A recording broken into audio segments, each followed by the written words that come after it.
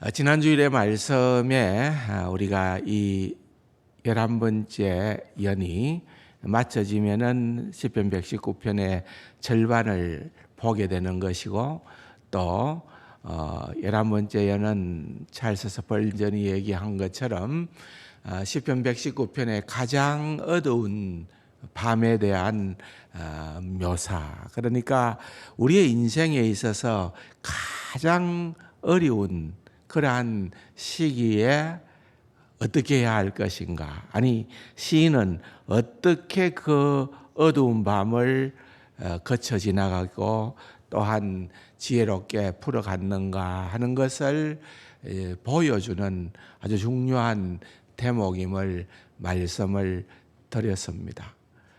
그러면서 계속해서 그 다음 12번째 연은 89절에서부터 비롯되어지는 8절에 12번째 연이야말로 시편 119편에 있어서 가장 밝은, 이제 가장 어둡다가 가장 밝은 그러한 시인의 고백이 등장하게 된다는 그런 말씀도 이미 드렸습니다.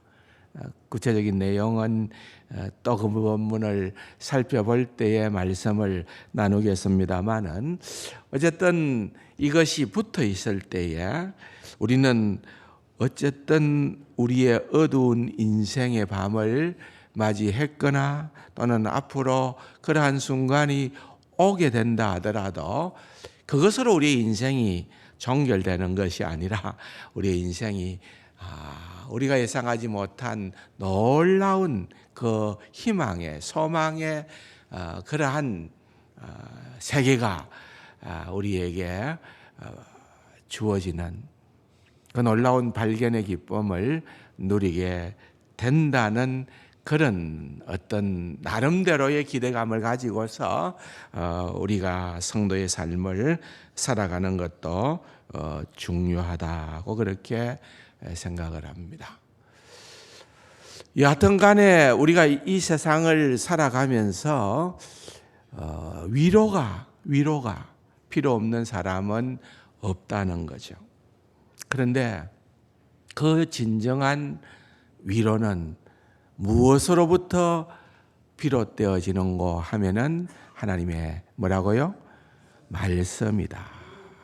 그것이 바로 81절과 82절에 이제 이 카프라고 시작되어지는 단어로 이 연들은 다 절들이 구성이 되어 있는데, 그 첫 번째 단어로 나타나는 것이 바란다는 것입니다.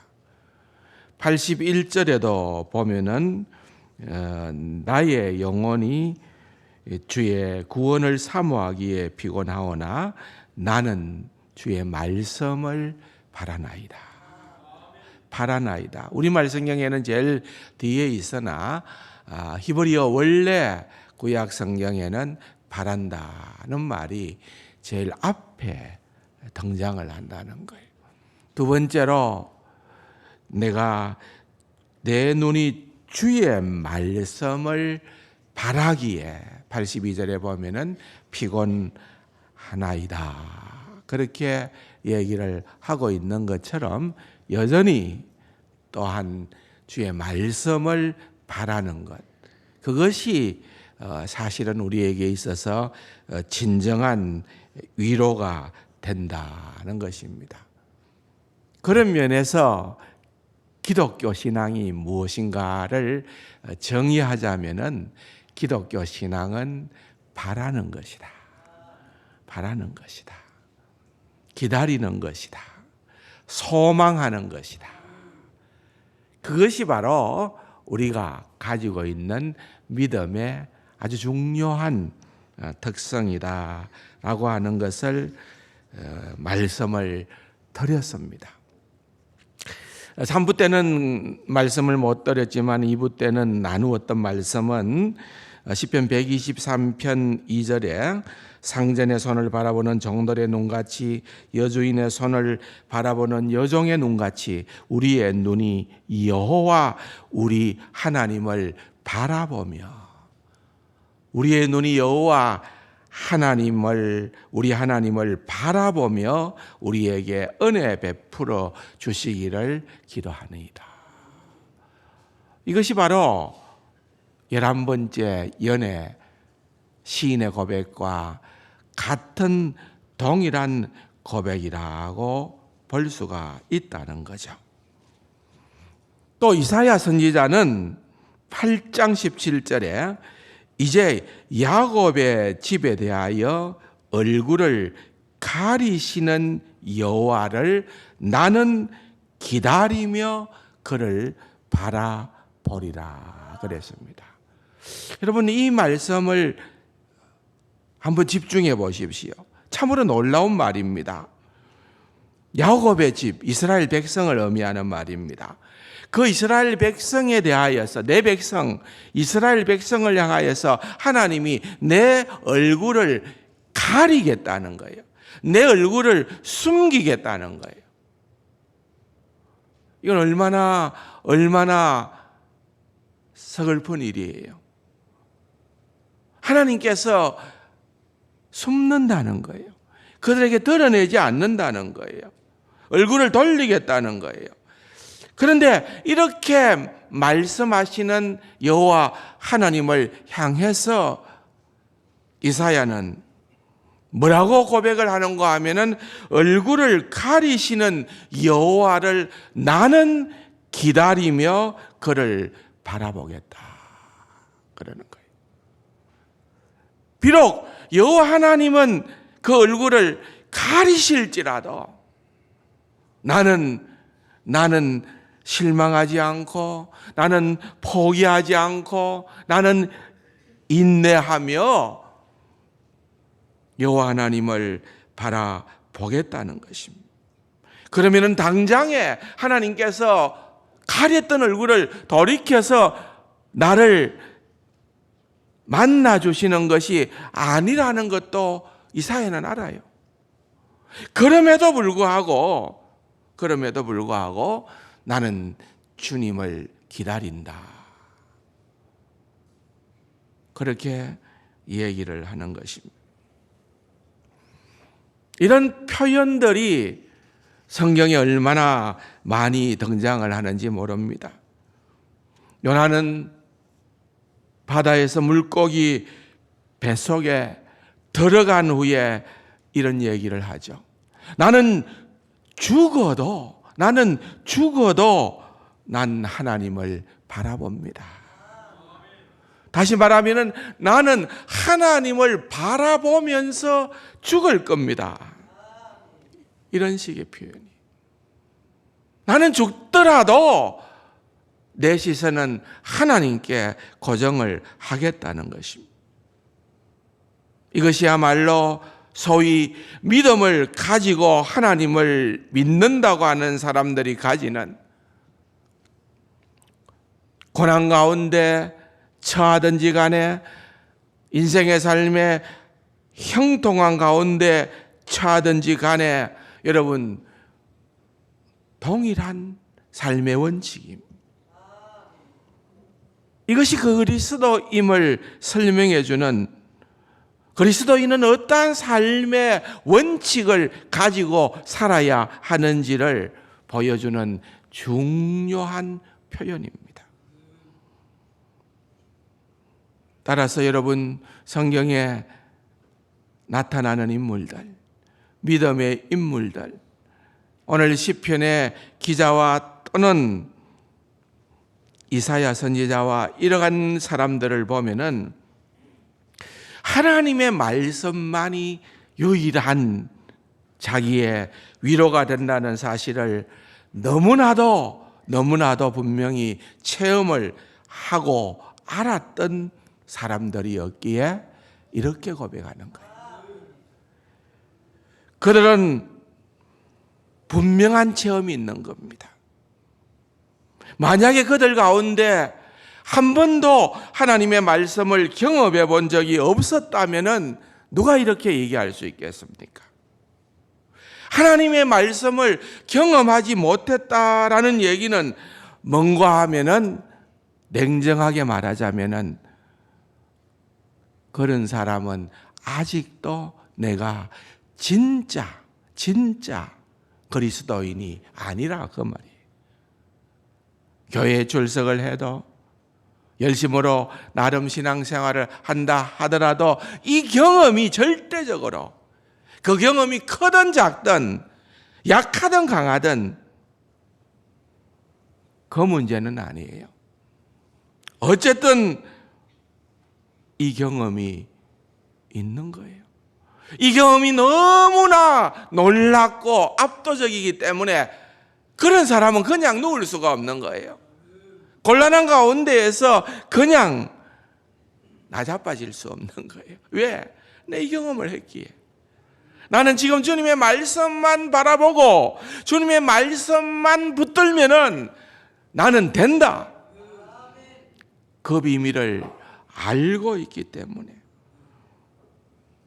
결국은 참된 위로라고 하는 것은 하나님의 말씀에 있다는 거예요. 비록 때때로 우리의 기대대로 우리의 소망대로 되지 않을 때도 많이 있지만은 그러나 성도는 낙심치 않습니다. 잠언 13장 12절에 보면은 이런 말이 나오지요. 소망이 더디 이루어지면 그것이 마음을 상하게 하거니와. 그렇죠?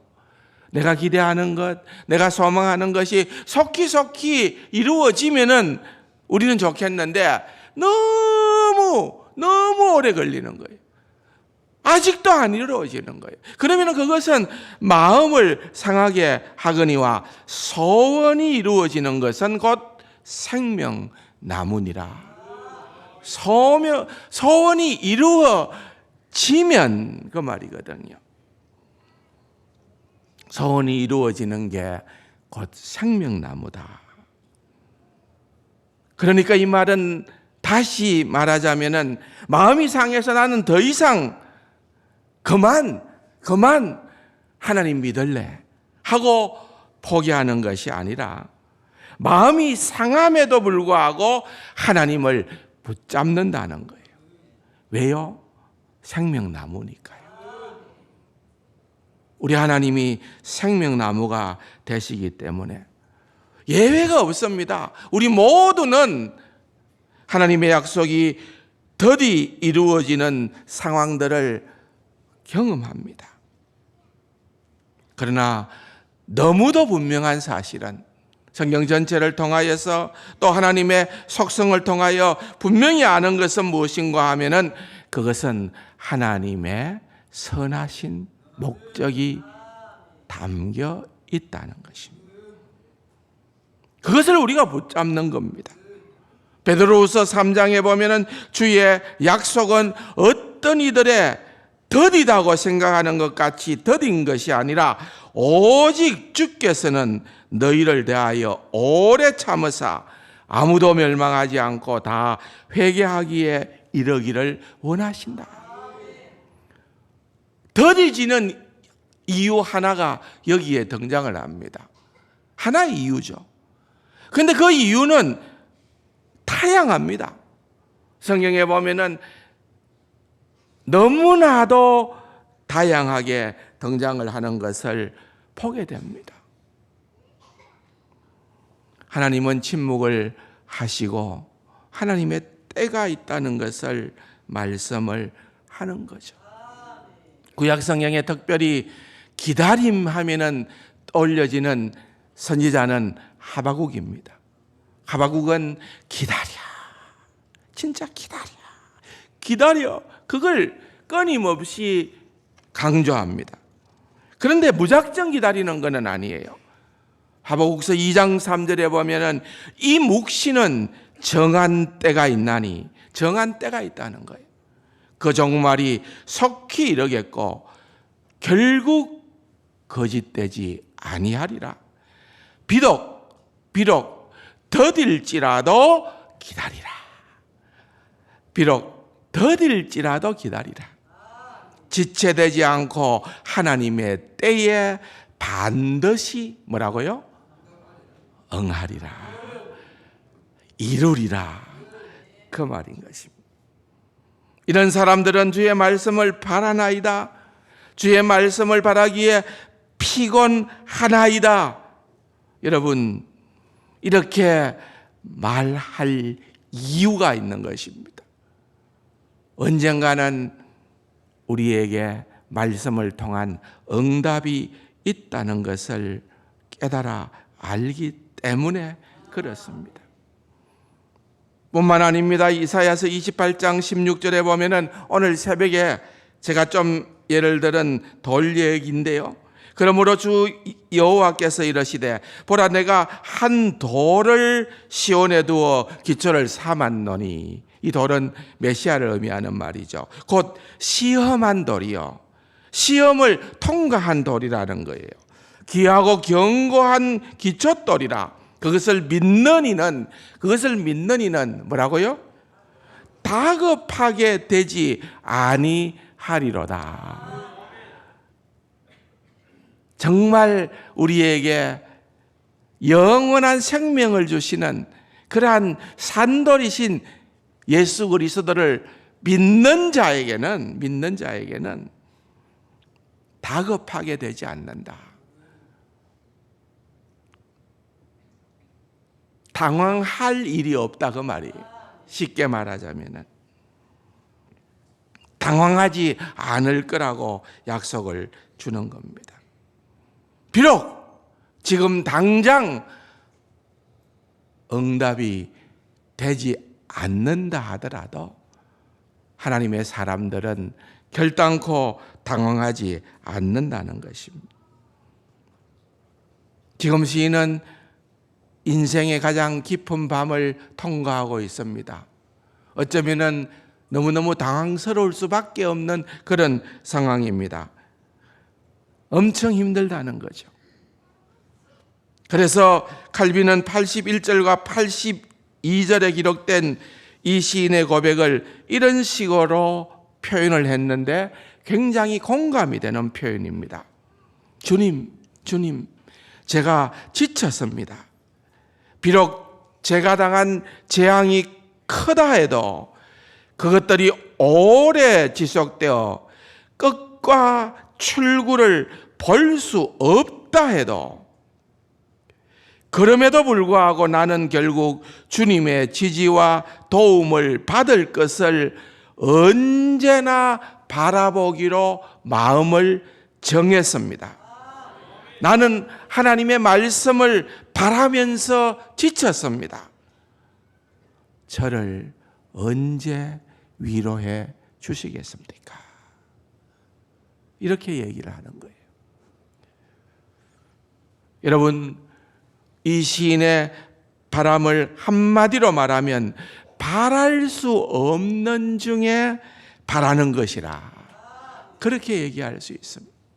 사도 바울이 로마서 4장에서 아브라함의 믿음을 표현하면서 바랄 수 없는 중에 바라고 믿었으니, 아브라함이 그렇게 믿음을 가졌다고 표현했는데 다르지 않습니다.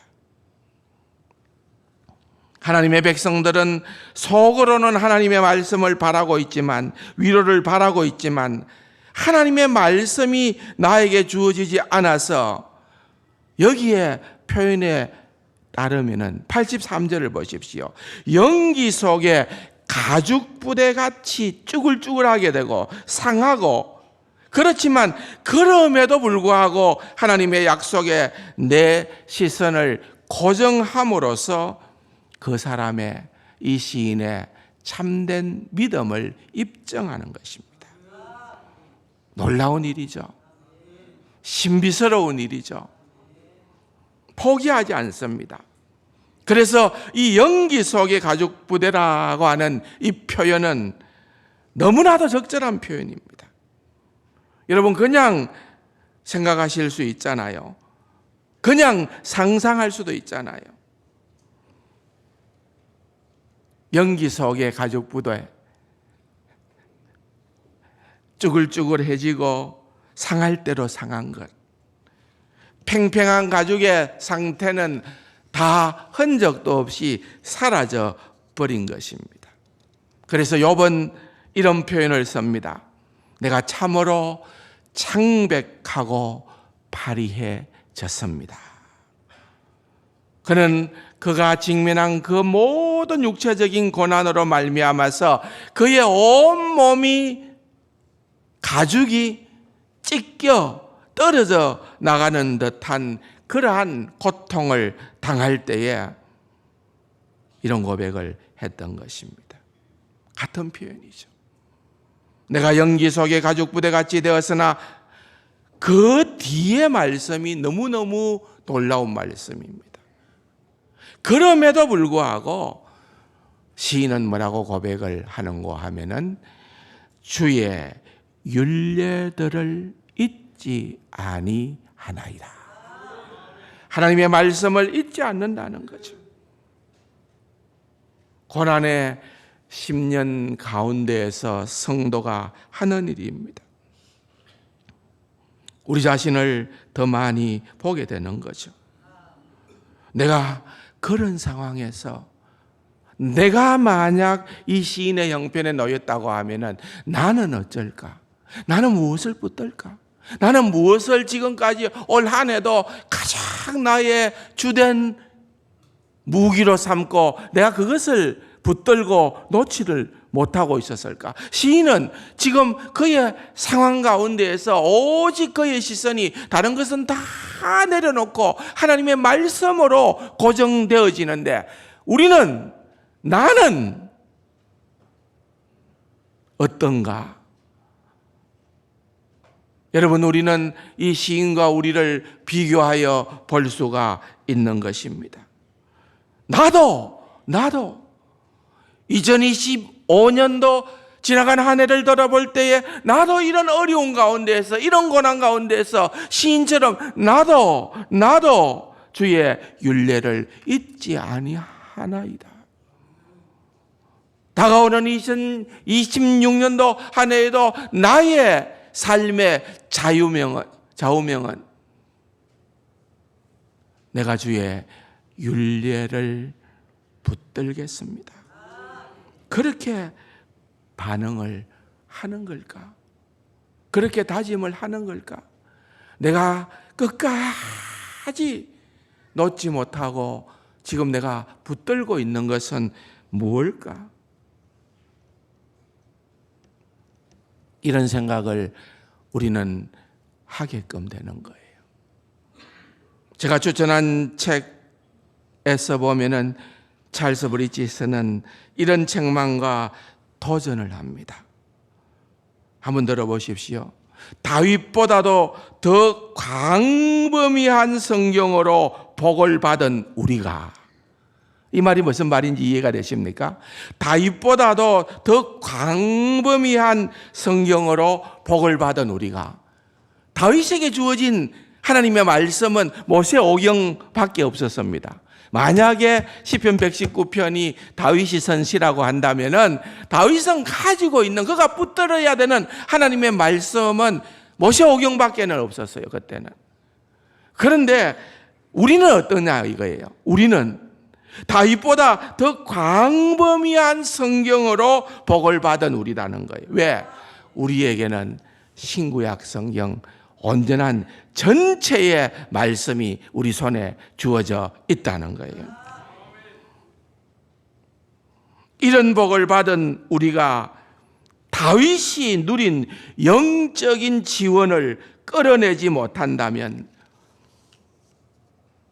우리가 믿는 마음으로 기도하며 겸손하게 성경을 연구하지 않았다는 얘기밖에는 되지 않습니다. 이해가 되시나요? 우리가 성경을 그리스도의 계시로 알고 단순하게 상고하지 않고 그리스도의 영광을 주목하며 그리스도를 아는 지식 안에서 자라기를 힘써야 합니다. 그것이 아니면 이런 지원을 말씀 속에서 끌어낼 도리가 없습니다. 무슨 말입니까? 그러니까 우리는 다윗보다 풍성한 것을 갖고 있다는 거예요. 하나님의 말씀이 우리가 또 들어야 할 또 새로운 하나님의 말씀이 있는 것이 아니라 우리에게는 주어진 온전한 더 풍성한 절대적인 하나님의 말씀이 저와 여러분의 손에는 있습니다. 이 말씀의 비밀이 우리에게 더욱더 풍성하게 깨달아지는 그러한 2026년도 한 해를 기대해 봅니다. 그렇게 말씀의 비밀을 깨달아 알고 살아가는 귀하고 복된 저와 여러분이 되기를 주님의 이름으로 간절히 축원합니다. 참 좋으신 아버지 하나님, 모든 것이 주의 말씀이오니 우리의 소망을 주님의 말씀에 고정하게 하여 주옵시고 그 말씀의 비밀을 새로운 한 해에 풍성하게 깨닫고 누리고 증거하는 귀하고 복된 우리 세간 가족들 다 되게 하여 주옵소서. 존귀하신 예수님의 이름으로 감사기도 드립니다. 아멘.